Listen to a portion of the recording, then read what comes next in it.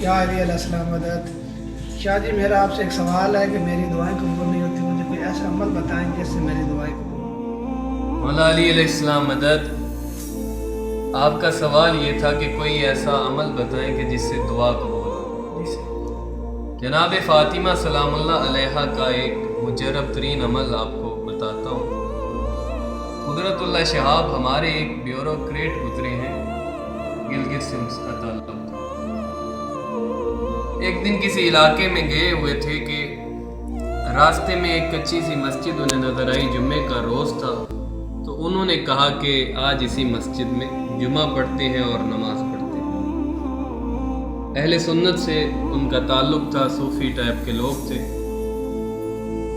جب وہ گئے تو آگے امام مسجد جمعے کا خطبہ دے رہے تھے۔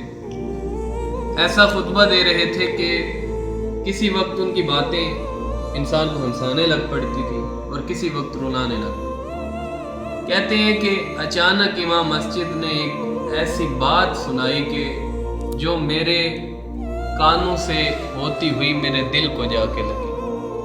کہتے ہیں کہ امام مسجد واقعہ سنا رہے تھے اور بتا رہے تھے کہ جب بھی صحابہ کرام کو رسول اللہ سے کوئی بات منوانی ہوتی تھی تو وہ تحریر لکھ کے جناب فاطمہ کی بارگاہ میں پیش کرتے تھے۔ وہ کہتے ہیں کہ جمعہ ختم ہو گیا، وہ بات ایسے میرے دل پہ اتری کہ میں وہیں پہ بیٹھا رہا۔ پھر میں نے 2 رکعت نماز ادا کی، جناب سیدہ کی بارگاہ میں ہدیہ کی، اور میں نے دعا کی اور الفاظ میرے یہ تھے کہ پروردگار، میں نہیں جانتا کہ جو یہ امام مسجد بات کر رہے تھے یہ سچ ہے یا نہیں، لیکن میں اتنا جانتا ہوں کہ رسول اللہ اپنی بیٹی سے اس سے بھی زیادہ محبت کرتے تھے۔ پروردگار تو شہزادی کو اذن عطا فرما کہ وہ میری ایک درخواست ہے جو قبول نہیں ہو رہی دعا، شہزادی کو اذن عطا فرما کہ وہ اپنے بابا سے میری اس درخواست کے بارے میں بھی میری سفارش کرے۔ کہتی ہیں میں دعا ختم کر کے چلا گیا۔ اس دعا کا یا مجھے پتہ ہے یا میرے خدا کو پتہ ہے جو میں نے وسیلہ قرار دیا۔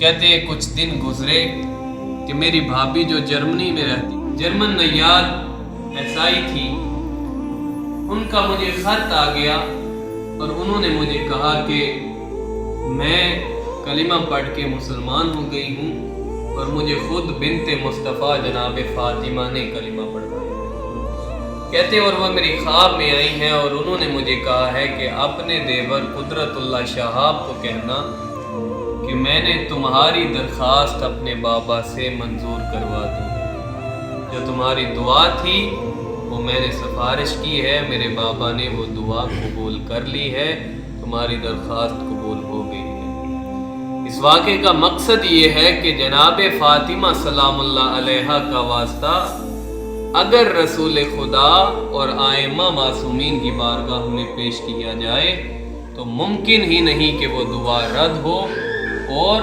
معصوم فرماتے ہیں کہ ہمیں شرم آتی ہے کہ اگر کوئی بندہ ہماری جدہ کا واسطہ ہمیں دے کے دعا کرے اور ہم وہ دعا قبول نہ کریں، یقیناً معصوم فرماتے ہیں کہ اس کی دعا قبول ہوتی ہے، یقیناً قبول ہوتی ہے جو جناب فاطمہ کا واسطہ دیتا ہے۔ اگر جناب فاطمہ کا واسطہ دیں، ادھر سے رسول اللہ متوجہ ہوتے ہیں کہ میری بیٹی کا کون واسطہ دے رہا ہے، ادھر مولا علی متوجہ ہوتے ہیں کہ میری زوجہ کا کون واسطہ دے رہا ہے، ادھر 11 ائمہ معصومین متوجہ ہوتے ہیں کہ ہماری ماں کا کون واسطہ دے رہا ہے، اور پھر وہ سارے بارگاہ خداوندی میں سفارش کرتے ہیں اور انسان کی دعا قبول ہو جاتی ہے۔ پانی شکریہ، مجھے آپ کی بات کی سمجھ آ گئی ہے۔ مطلب ہے کہ جب بھی دعا مانگے اللہ پاک سے تو بی بی فاطمہ سلام اللہ علیہ کا واسطہ دیں تو اللہ پاک کا بھی دعا رد نہیں کرتا۔ شکریہ سید۔